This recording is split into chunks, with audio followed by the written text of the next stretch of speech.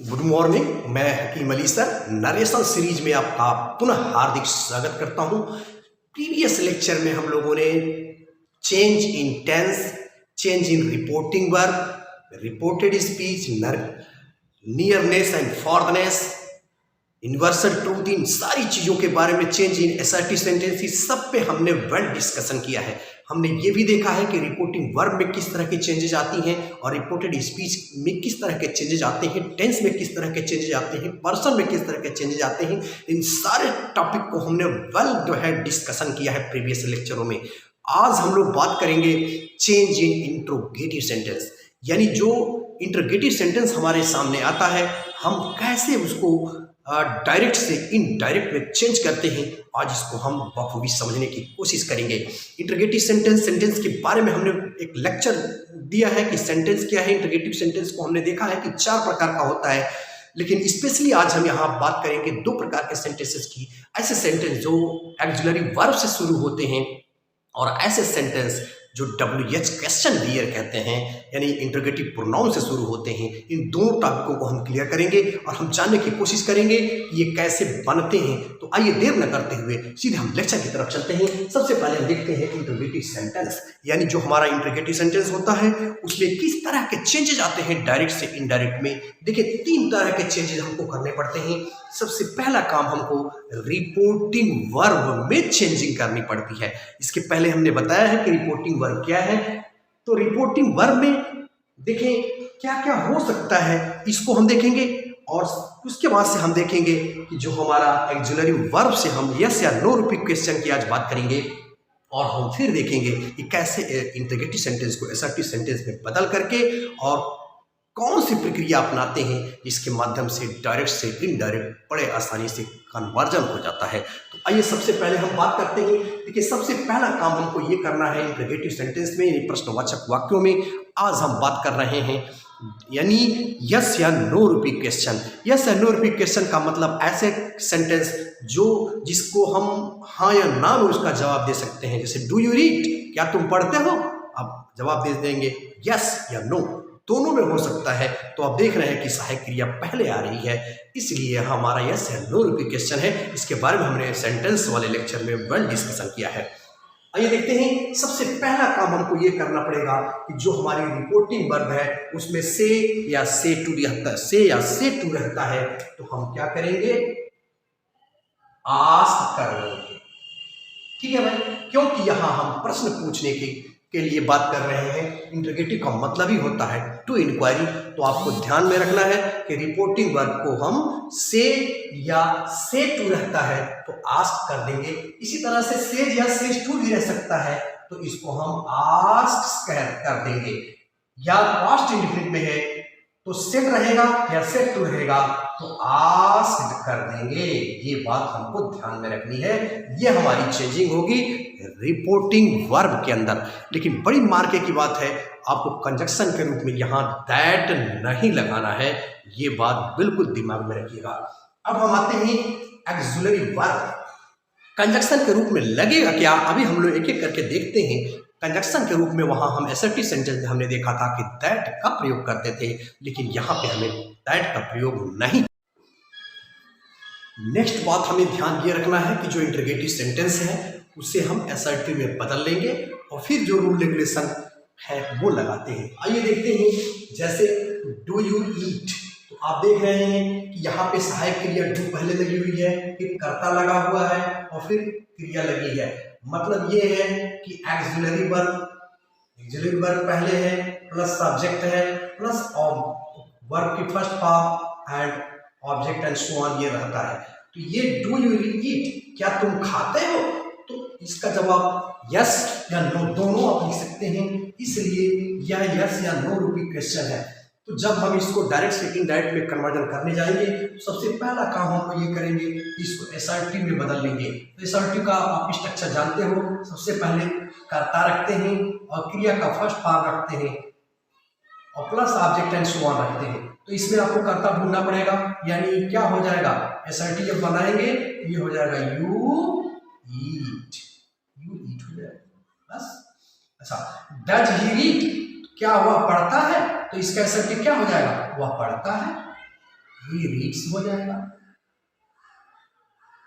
ठीक है। Are you poor, क्या तुम गरीब हो, तो क्या हो जाएगा बेसर्टी, you are poor, you are poor. तो इस तरह से, या डजंट सी हेल्प यू, तो क्या हो जाएगा, सी डज नॉट हेल्प यू। तो इस तरह से आप देख रहे हैं असर्टिव सेंटेंस में कन्वर्ट कर लिया जाता है। मतलब ये है रिपोर्टिंग वर्ब में चेंजिंग करेंगे हम, दूसरा कंजक्शन के रूप में इफ या वेदर लगाएंगे, और तीसरी बात हमको ध्यान में रखना है इंटरगेटिव को असर्टिव में बदल करके और ये जोड़ देंगे। तो आइए एक एग्जांपल लेकर के समझने की कोशिश करते हैं, और बाकी सारी चीजें, पर्सन में परिवर्तन, टेंस में परिवर्तन, nearness, farness to truth, universal truth, ये सारी चीजें जो हमने पहले बताई हैं वो वैसे ही यूज होंगी। आइए वो आपके लेकर के समझने की कोशिश करते हैं। जैसे ही said to me are you ill, उसने मुझसे कहा कि क्या तुम बीमार हो। सबसे पहला काम आपको क्या करना पड़ेगा भाई, आर यू इल ये असर्टिव में नहीं है, इंटरगेटिव में है, तो आप क्या करोगे, यू आर इल हो जाएगा, यू आर इल, तो असर्टिव में बदल गया। ठीक है, यू आर इल हो गया।